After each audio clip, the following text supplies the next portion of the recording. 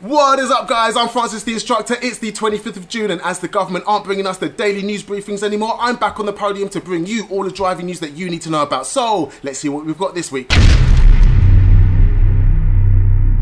Firstly, driving tests. Like we announced last week, all driving tests that have been rescheduled due to the current situation have been cancelled. This means that unless you've specifically been allocated an emergency test because you're a key worker, then your test will not be going ahead, and emails are very slow to get to you guys to confirm this. So if you're still practicing for a test that you think is coming up in July, then pause, speak to your driving instructor, or leave a comment below and I'll come back to you with any help or information that I can. If you're a key worker and you're trying to book an emergency test, then the system is going slower than a sleeping turtle right now. I've heard of people having applied 2 months ago that still are yet to receive a response. Here's what to note: when you apply, you should receive a confirmation email saying that they've received your application. If you haven't got this, then make sure that you filled in the form properly, you've submitted all of the information, and make sure that you check your junk mailbox. And guys, here's a top tip: if you're planning on applying for an emergency test, I'm seeing so many applications being rejected at the moment. The simple fact is there are not enough emergency tests to go around everybody who needs one, so they're prioritizing. In the box that says why do you need an emergency test, if you just write because I fancy taking my pet shopping,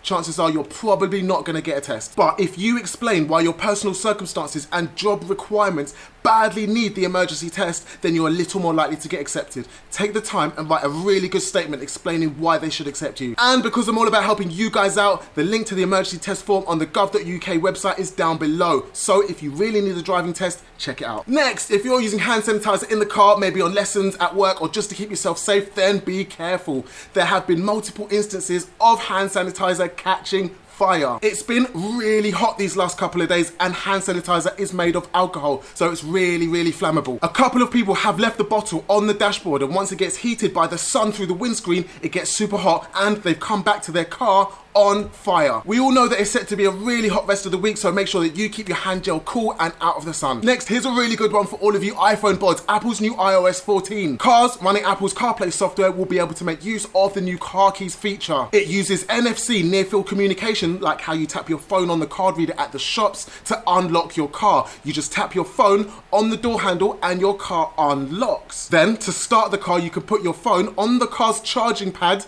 and then just press the ignition button. Basically, your phone is now your car key. But before you get excited, not many cars support this yet. BMW's new 2021 5 Series is currently the only car that supports Apple car keys. Hopefully though, because it sounds so cool, more vehicle manufacturers will come on board and start to support the technology so that we can see it across all vehicle makes. Next in the news, local councils have been given the power to fine motorists for yet another thing. If you park your car across a cycle lane, you can now get caught on any traffic camera and expect a fine in the post. This new UK-wide legislation has been introduced to encourage more cycling and make it safer for cyclists. So don't get caught stopping in a cycle lane to pick up a pint of milk from the newsagents. It will literally be the most expensive pint of milk you've ever bought. And last in the news, the government have extended the London Congestion Charge scheme because TfL have run out of money. The congestion charge is now a whopping £15 and runs from 7 AM till 10 PM every single day, including weekends. When the congestion charging scheme was first introduced by then London Mayor Ken Livingstone, he promised that it was not a revenue raising exercise, it was to help reduce London's emissions, congestion and air pollution. So have the government hijacked the congestion charge to tax London's motorists out of even more money?